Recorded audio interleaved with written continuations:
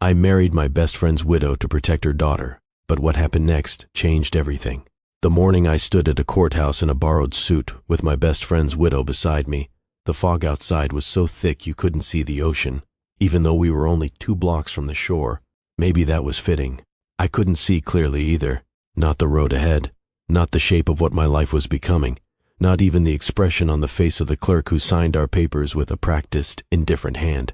All I knew, all I could hold on to in that strange and surreal moment, was that a 6-year-old girl with her father's stubborn chin and her mother's dark, watchful eyes was standing between us. She was wearing yellow rain boots with a blue dress, clutching a fistful of wildflowers she had picked from the roadside that morning, and she was looking up at me like I was the answer to a question she didn't know how to ask yet. Some people in town called what I did brave, noble, even. They said it with a certain admiration, like I had run into a burning building or pulled someone from the wreckage of a car. But others, the ones who watched from behind curtained windows and spoke in low voices at the post office and the diner, they called it something else entirely. Opportunistic, suspicious, convenient. One woman at the grocery store didn't even bother lowering her voice. She looked right at me, leaned toward her friend and said, "You don't marry your dead best friend's wife unless something was going on before he died." I heard every word. I pretended I didn't. But at night, alone in the guest room of a house that still smelled faintly of another man's cologne, those whispers crawled under my skin and stayed there like splinters I couldn't reach. But none of them knew the truth. None of them had been there on that dock at midnight, 3 days before the storm that took everything. None of them had heard my best friend's voice crack in a way I had never heard before, not in 23 years of friendship. And none of them had watched a little girl press her face against a rain-streaked window night after night, waiting for a father who would never walk back through the door. When the clerk pronounced us married, the little girl tugged on my hand and whispered loud enough for the whole room to hear, "Does this mean you live with us now?" I looked at Adrienne. She looked at me. And despite everything, despite the grief and the legal threats and the absurdity of what we had just done, we both smiled. Small, exhausted, real smiles that didn't need to be anything more than what they were. But this story isn't about a wedding. Not really. It's about what happened after. It's about the months of careful silence and the slow thawing of 2 hearts that were afraid to feel anything again.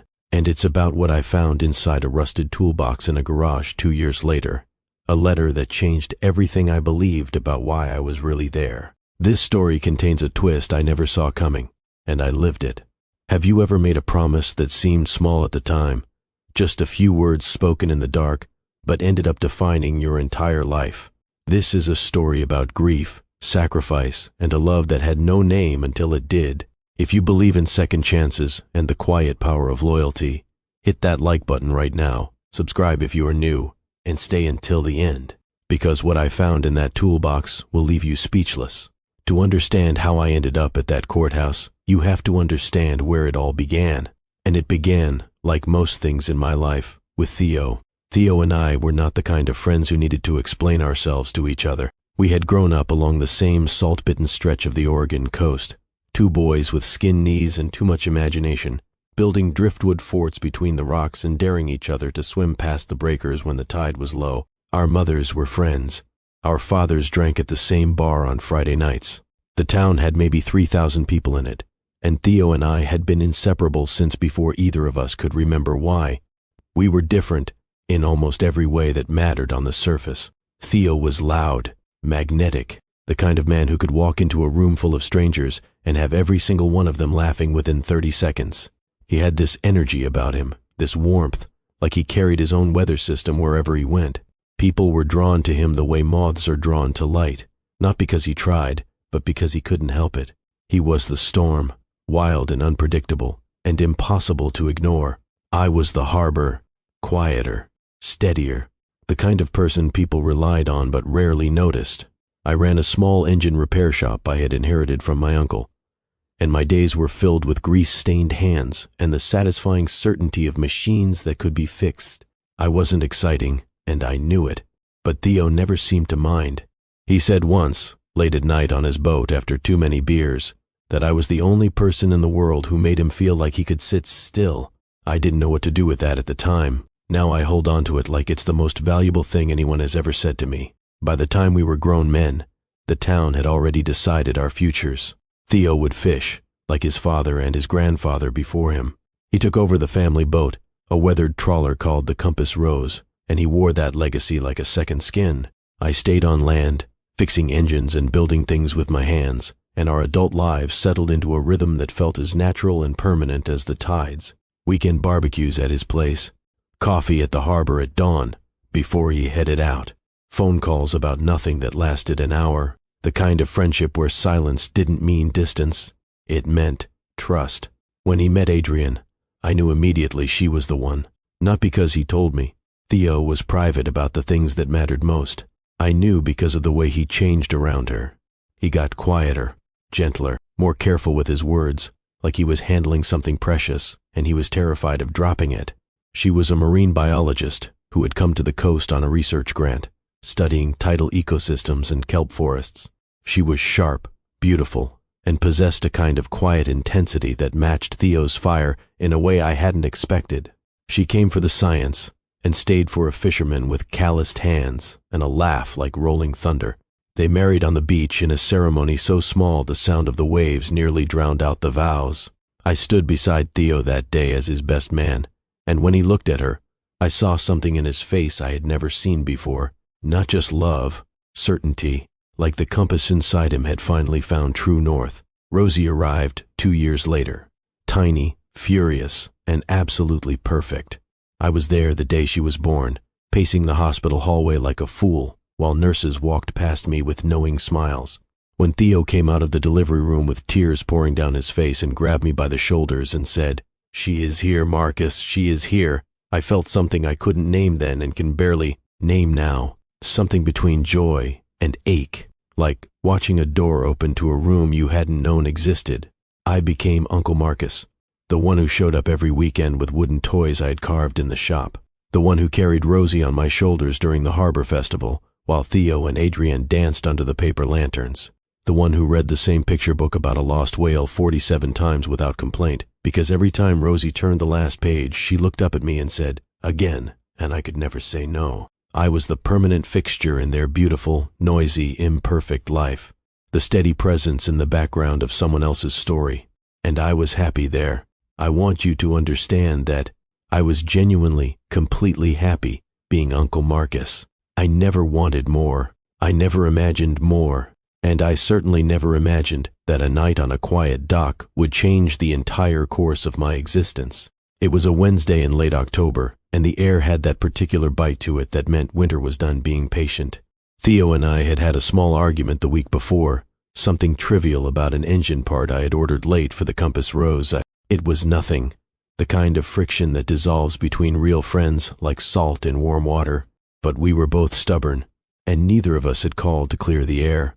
Then, at 11 o'clock at night, my phone buzzed. A text from Theo, just 4 words. "Come to the dock." I didn't question it. I didn't call back and ask why. That's not how we worked. If Theo said come, I came. If I said come, he came. 23 years of that. No explanations needed. When I got to the harbor, it was empty.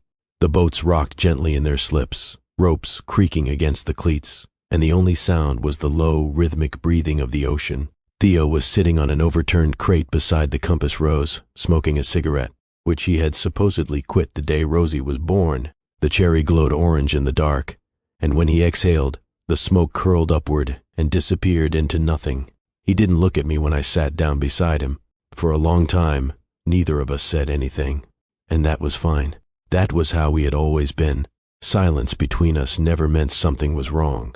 It meant something was true. Then, in a voice I barely recognized, low and frayed at the edges like rope that had been pulled too tight, he told me he had been having dreams. Bad ones, recurring, the same nightmare, over and over. Water closing over his head, the boat rolling beneath him, and Rosie calling for him from somewhere he couldn't reach, her voice getting fainter and fainter until it disappeared entirely. I told him he was being dramatic.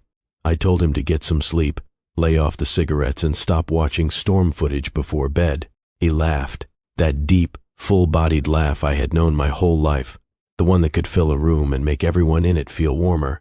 But then the laughter stopped, and when he turned to look at me, There was something in his eyes I had never seen before. Not in all our years, not through every fight and failure and fear we had shared. It was raw, unguarded terror, the kind you can't fake, the kind that comes from somewhere deeper than logic. He said, "If something happens to me out there, promise me you won't let them fall." I tried to brush it off. I tried to tell him nothing was going to happen, that he had been fishing these waters his entire life, that he knew the ocean better than anyone I had ever met.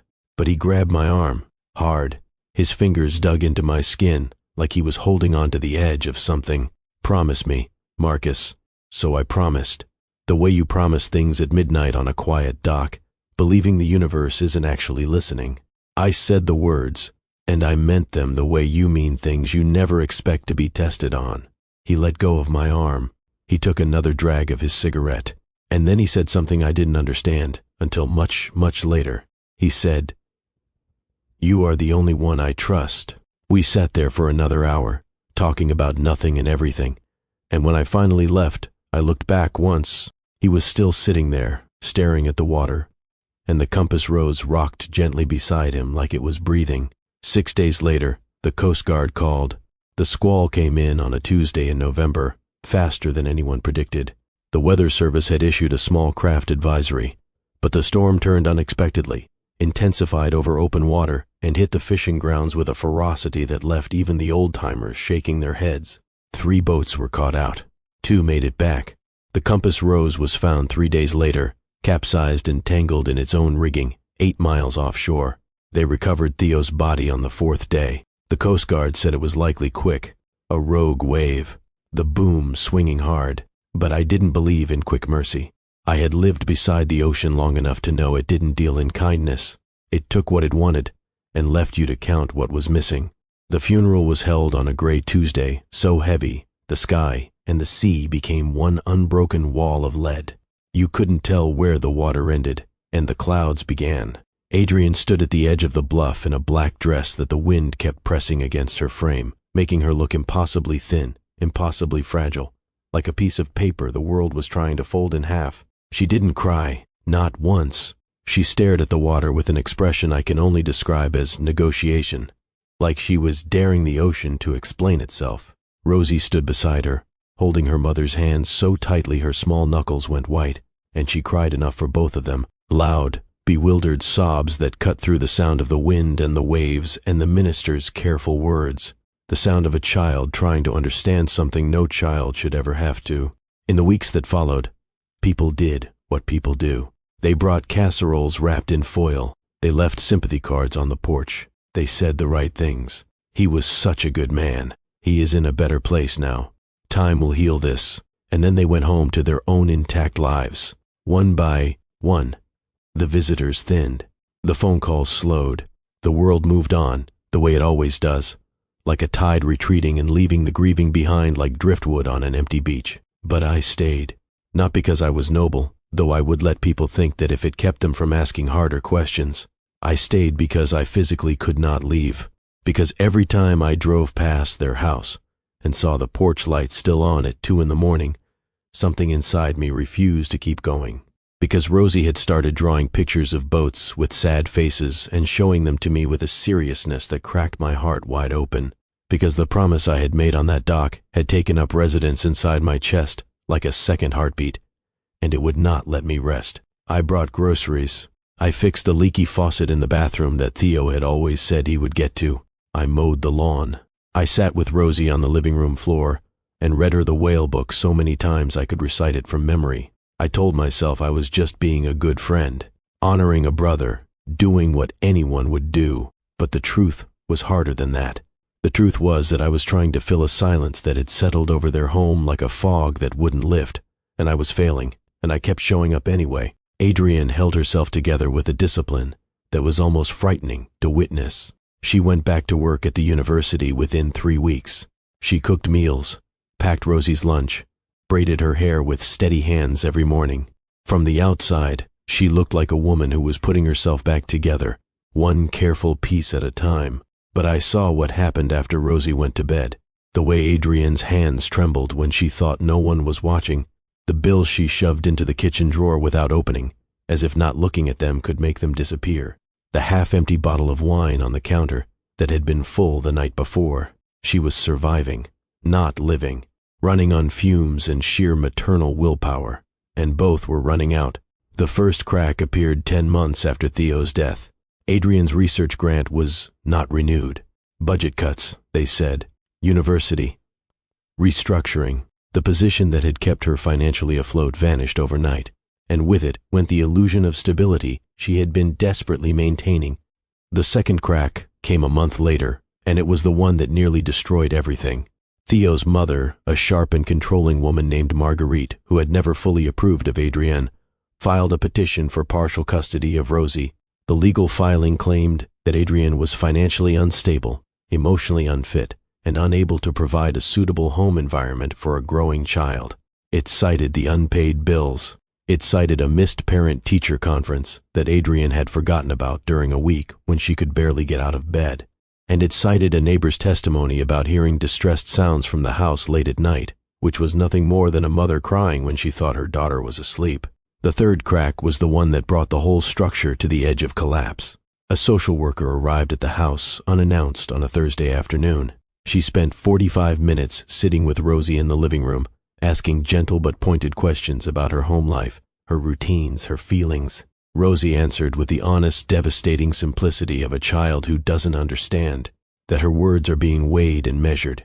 Meanwhile, Adrienne sat in the kitchen with her nails digging crescent-shaped marks into her palms, listening through the wall, terrified that the system designed to protect children was about to become the weapon used to tear her family apart. That night, after Rosie was asleep, Adrienne called me.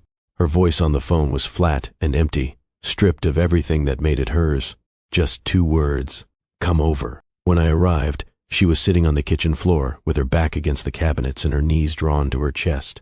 The lights were off except for the stove hood, which cast a dim yellow glow across the room. She looked smaller than I had ever seen her. The silence around her didn't feel like quiet. It felt like a scream that had been held underwater until it drowned. She didn't look up when she spoke.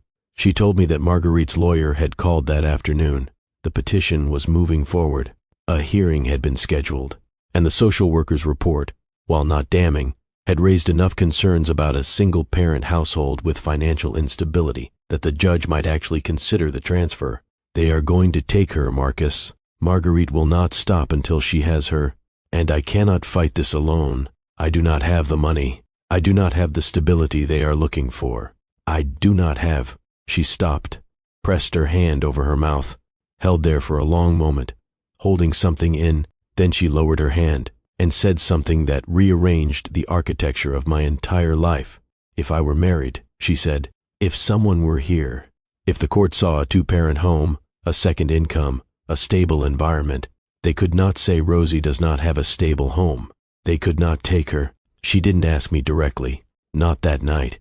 She just left the words hanging in the air between us, like a door cracked open in a dark hallway, and waited to see if I would walk through. I went home. I sat in my small apartment above the repair shop and stared at a photograph on my shelf. Theo and me, 16 years old, sunburned and grinning on his father's boat, both of us shirtless and stupid and completely unaware that life had an expiration date. I talked to him in my head the way I had done 100 times since he died. "Is this what you meant? Is this what 'don't let them fall' looks like?" He didn't answer.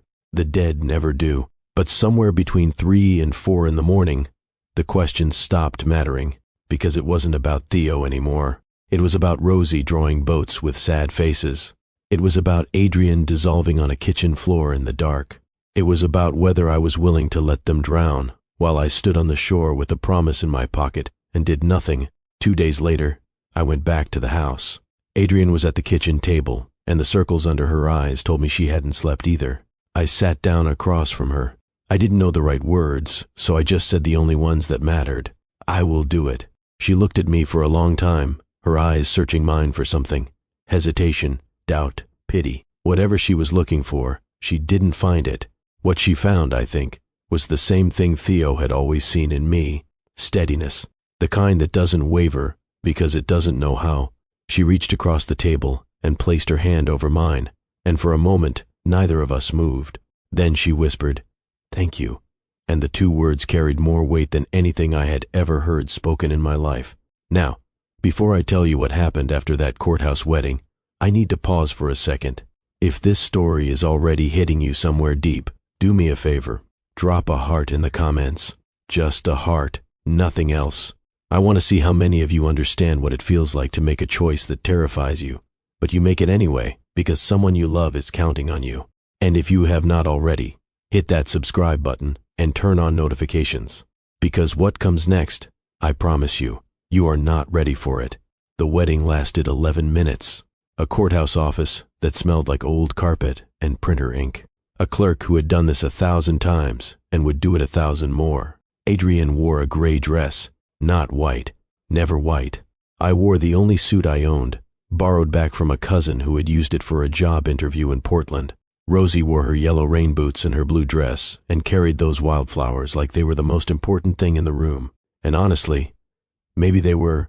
When it was over, when the papers were signed and the words were spoken and the whole impossible thing became legal and real, Rosie tugged on my hand and said it.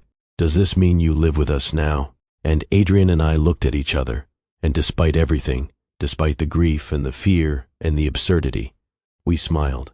Those small, exhausted, genuine smiles that I told you about. The kind that don't pretend to be more than what they are. Life after that was an exercise in careful navigation. We moved around each other like two people sharing a lifeboat, aware of every shift in weight, every accidental brush of contact, every moment when the space between us shrank an inch too close. I slept in the guest room. She slept in the bedroom she had shared with Theo. The hallway between our doors felt 1,000 miles long, and neither of us ever crossed it. There were unspoken rules we both understood, without ever discussing them. No lingering eye contact over dinner, no conversations that wandered too deep after dark, no acknowledging the strange, inexplicable electricity that crackled in the room when our hands accidentally touched, reaching for the same coffee cup on the shelf. We were married on paper and strangers in practice. Two people orbiting the same center of gravity without ever colliding, but Rosie refused to cooperate with our careful distance. She demanded pancakes on Sunday mornings and would not accept them from anyone but me, standing on a step stool beside me at the stove with batter on her nose. She insisted I walk her to school every morning, her small hand gripping two of my fingers because her hand was not big enough for the whole thing. She crawled into my lap during thunderstorms and fell asleep with her. Fingers curled around my thumb, and each time she did, I felt the walls I had built inside myself shift and crack, like ice breaking apart in a spring river. She was the gravitational force that pulled us out of our careful orbits. She didn't care about our rules. She didn't understand our grief. She just knew that the house felt better now, that there were pancakes on Sunday, that someone walked her to school and read her stories at night and was still there in the morning, and that was enough. Children have a wisdom that adults spend their whole lives trying to recover. Rosie knew what mattered long before Adrian and I figured it out. The custody challenge collapsed within 2 months of our marriage. Adrian's lawyer presented the court with evidence of a stable 2-income household, a thriving child, community references, a home that was clean, warm, and full of something that looked a lot like hope. The social worker's updated report was glowing. Rosie was happy. She was doing well in school. She was sleeping through the night again, for the first time in months. The judge reviewed everything, asked a few questions, and denied Marguerite's petition without hesitation. Full custody remained with Adrian. I watched Marguerite's face when the ruling was read. It was stone, pure, cold stone. She said nothing. She stood up, smoothed her coat, and walked out of the courtroom. The door closed behind her with a sound that felt final, like the last page of a chapter being turned. That evening, Adrian sat at the kitchen table with the court documents spread in front of her, and she cried silently for 10 minutes. I stood near the counter, not sure if I should go to her or give her space. Then she wiped her eyes, poured 2 cups of coffee, handed me one, and said simply, "Thank you, Marcus. You saved her." I wanted to say that Rosie didn't need saving. She needed keeping, but I just nodded and drank my coffee and pretended my hands weren't shaking. And then came the question that neither of us said out loud, but both of us felt. The marriage had been built for a purpose, and the purpose was fulfilled. What happens to a bridge when the river dries up? Do you tear it down, or do you realize somewhere along the way that it has become a road? The months that followed were where the real story began. Not the dramatic, headlines and courtrooms kind of story, the quiet kind, the kind that happens so slowly you don't notice it until it has already changed everything. It started with conversations. After Rosie went to bed, Adrian and I would sit at the kitchen table or on opposite ends of the couch, and we would talk. At first, it was practical: bills, schedules, repairs. But gradually, like a river slowly widening, the conversations expanded. She told me about the first time she saw Theo, how he had been standing on the dock untangling a fishing net, sunburned and swearing, and she had thought he was the most ridiculous and most beautiful person she had ever seen. I told her about growing up beside him, about the time we got lost hiking in the Coast Range and had to sleep under a fallen tree, and he spent the whole night making up constellations to keep me from being scared. We talked about grief, really talked about it, not in the sanitized way you talk about it with acquaintances, but in the raw, ugly, honest way. Adrian told me about the guilt she carried. Guilt for laughing again. Guilt for feeling relief when the custody battle ended. Guilt for sometimes going entire hours without thinking about Theo, and then being ambushed by the memory of his laugh in a quiet moment and feeling like the ground had been ripped from beneath her feet all over again. I told her about my own guilt, the gnawing, relentless suspicion that I had somehow benefited from my best friend's death, that by stepping into his house and his family, I had stolen something sacred, that the ease with which I had settled into this life was itself a betrayal, proof that some part of me had wanted this all along, even though I knew that was not true. We held each other's guilt like fragile objects, turning them over carefully, examining them from every angle, and in doing so, we began to let them go. Not all at once. Grief doesn't work like that. But slowly, like releasing a fistful of sand one grain at a time, we loosened our grip on the things that were burying us. And then there were the moments, the small, almost invisible moments that I didn't recognize as significant until much later. Adrian reaching for my hand during a movie one night and not letting go when I glanced at her. Me catching her eye across a crowded school auditorium during Rosie's first grade recital. Both of us smiling that particular smile that says, "I see you, and I am glad you are here." Rosie falling asleep between us on the couch one Sunday evening, and neither of us moving for over an hour, not because we were trapped, but because the moment felt too sacred to disturb. One evening, about 9 months after the wedding, Rosie looked up from her coloring book and said, very matter-of-factly, the way children say things that rearrange your entire universe without realizing it, "Can I call you Papa, not Dad?"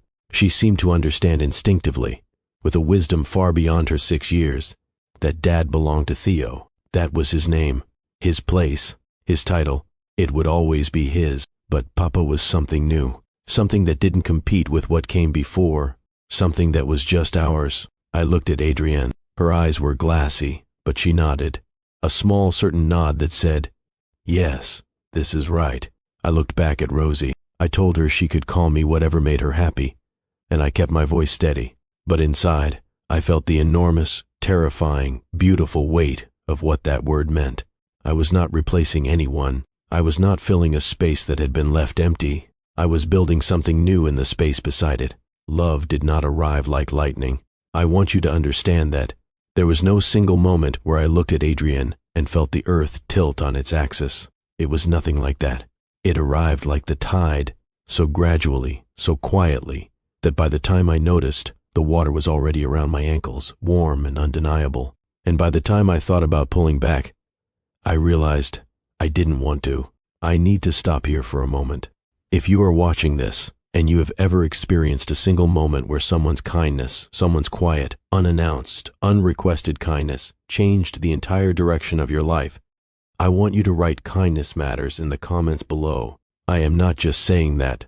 I genuinely want to see it, because what I am about to tell you next, what I found in that toolbox, is the part of this story that still makes me lose my breath every time I think about it, and I need you right here with me for it. So stay with me. We are almost there. It was spring, nearly 2 years since the courthouse wedding, almost 3 years since the storm that took Theo. The world had turned and turned, and the raw, open wound of loss had slowly closed into something that looked more like a scar, still visible, still tender to the touch, but healed enough to bear weight. Adrienne decided to clean out the garage. She had been avoiding it since Theo's death. The garage was Theo's domain. his kingdom of fishing rods and tangled nets and half-finished projects. She had closed the door after the funeral and hadn't opened it since, as if keeping it sealed could keep some part of him preserved. She told me she needed to do it alone. I understood. Some grief has to be touched with bare hands. You cannot send someone else to do it for you. I stayed inside with Rosie, helping her with a school project about tide pools, and I tried not to watch the clock. An hour passed, then another. I was starting to wonder if I should check on her when the back door opened and Adrian walked into the kitchen carrying something that made my stomach drop. It was Theo's toolbox, weathered metal, dented on one side, the red paint chipped and faded. I recognized it immediately. It had lived in the back of Theo's truck for as long as I could remember, sliding around with every turn, clanging against the wheel well. It was so distinctly, unmistakably his, that seeing it felt like seeing a ghost. Adrian set it on the kitchen table. Her hands were dusty, and there were tear tracks on her cheeks, but her expression was something I couldn't read. Not sadness, not exactly, something closer to awe. She opened the lid with trembling fingers. Inside was the usual chaos of Theo's life: wrenches, screwdrivers, fishing lures with tangled lines, a roll of electrical tape. But beneath all of it, tucked into the bottom of the box, like it had been placed there deliberately, was a sealed envelope. My name was written on the front, in Theo's unmistakable handwriting, large, slanting letters that leaned forward like they were in a hurry to get somewhere. The ink was slightly faded, but the letters were bold and certain. Marcus. I looked at Adrienne. She nodded. Her hand came to rest on my shoulder, and I could feel the slight tremble in her fingers. I opened the envelope. Inside was a single piece of paper, a tide chart, the kind Theo used to plan his trips. On the back, in the same hurried, leaning handwriting, was a letter. The ink was smudged in a few places, as if it had been written quickly, all in one sitting, by a man who didn't know if he would have another chance. It was dated 3 days before his last voyage, 3 days before the storm, the same night we sat on the dock together. I need to read you what it said, not a summary, not a paraphrase, the actual words, because these words are the reason I am telling you this story. Marcus, if you are reading this, then the dreams were right, and I did not make it back. I am not going to waste this letter being sad about that. I have had a good life, better than I deserved probably. I need to tell you something I could not say out loud on the dock. I was not just asking you to help. I was asking you to stay, not for a few months, not as a visitor. I was asking you to be there the way I would have been, fully, completely, with everything you have got. I know you, Marcus. I know you better than anyone, and I know you will feel guilty. You will think you are taking something that is not yours. But listen to me. You are not. You are giving something I cannot give anymore, and there is no one on this earth I trust more to do it. Adrian is the strongest person I have ever known, but even strong people need someone standing beside them. And Rosie, God, Marcus, Rosie deserves the world. Give her as much of it as you can. Do not be afraid to love them. That is not a betrayal. That is the bravest thing you could do. You have always been my brother. Now be theirs. T. I read it twice. Then a third time. The words blurred and reformed and blurred again. Adrian's hand tightened on my shoulder, and I realized we were both crying, not the heavy, devastating kind of crying that comes with fresh loss. Something different, something lighter, like rain after a long drought, like a window being opened in a room that has been sealed shut for years. For the first time since Theo's death, I did not feel like an intruder. I did not feel like someone who had stepped into a life that did not belong to him. I felt invited, not by circumstance, not by desperation, by Theo himself. The promise on the dock was not a burden he had placed on me. It was a gift. He had not just been asking me to help his family. He had been giving me permission to love them, permission to build something in the space his absence had created, permission to live a life I had never imagined and had been too afraid and too guilty to reach for. All this time, I had believed I was there by accident, by obligation, by the cruel arithmetic of tragedy. But Theo had known, he had seen what I could not see, or would not see, that I belonged there, that the quiet, steady, harbor kind of love I carried was exactly what his family needed, that the role I had been rehearsing for all those years as Uncle Marcus was not a rehearsal at all. It was preparation. Life after that letter changed in ways that were both enormous and invisible. The invisible line down the center of the hallway disappeared, not dramatically, not in a single night, but steadily, like frost melting from a window pane in the morning sun. I moved my things out of the guest room, not into Theo's space, never that, into a new space we created together, rearranged and reimagined so that it belonged to both of us and to neither of the ghosts we had been carrying. Adrienne told me something one evening that I will carry for the rest of my life. She said that somewhere along the way, the marriage that started as a legal arrangement had become the most real thing she had ever known. She did not know exactly when it happened. She could not point to a single day or hour, but the house did not feel empty anymore. The quiet dinners, the shared responsibilities, the way we both cared for Rosie, the small kindnesses that accumulated like snowfall, so light you didn't notice until you looked up and the whole world was white. It had turned into something deeper, something she had been afraid to name because naming it felt like a betrayal. But it was not a betrayal.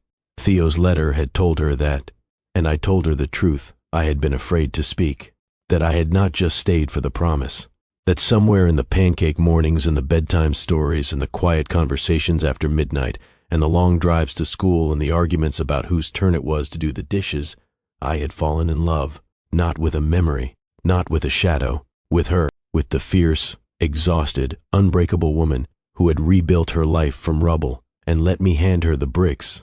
The first time I kissed her was not dramatic. It was not cinematic. We were washing dishes after dinner.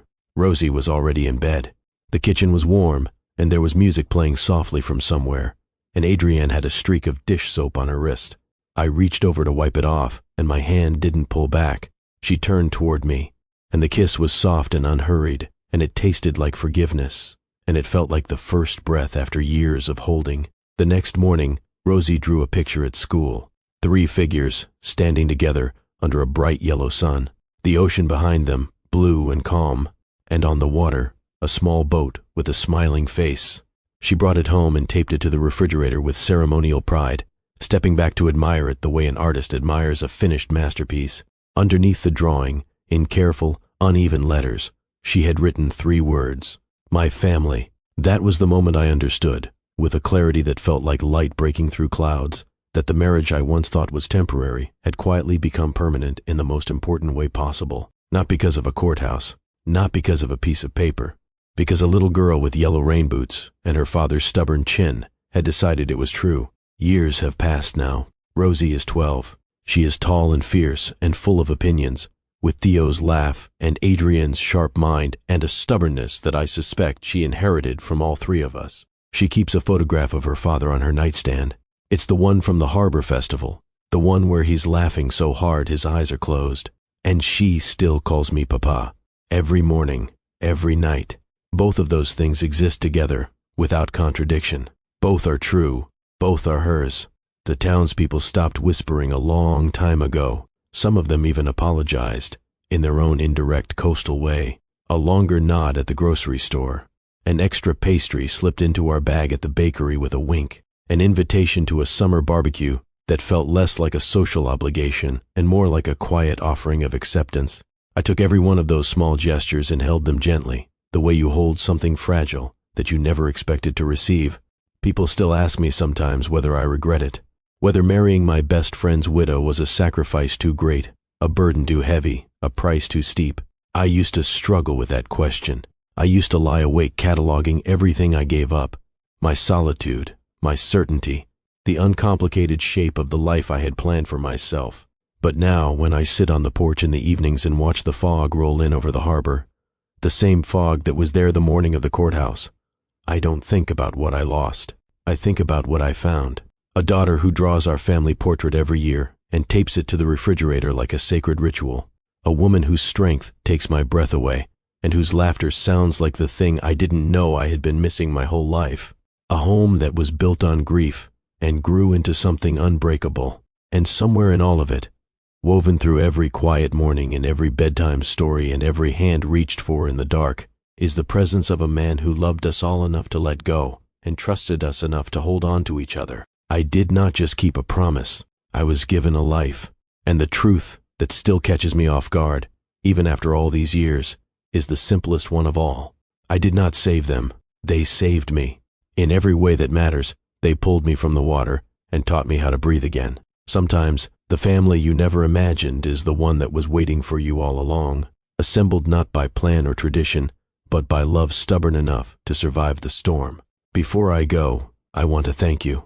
If you stayed until the end of this story, that tells me something about you. It tells me you believe that love is not always loud, that sacrifice is not always dramatic, and that sometimes the most ordinary people make the most extraordinary choices. If this story moved you, even a little, please hit that like button. It means more to me than you know. Share this video with someone who needs to hear that second chances are real and that the family you never planned for might be the one you were always meant to have. And if you are not subscribed yet, join this family, because I promise you, the stories on this channel will always leave you feeling something. Drop a comment and tell me what moment hit you the hardest. Was it the night on the dock? Was it the letter in the toolbox? Was it the moment Rosie said, "Papa"? I read every single comment, and I cannot wait to hear from you. Until next time, be kind, be brave, and never underestimate the power of a promise kept.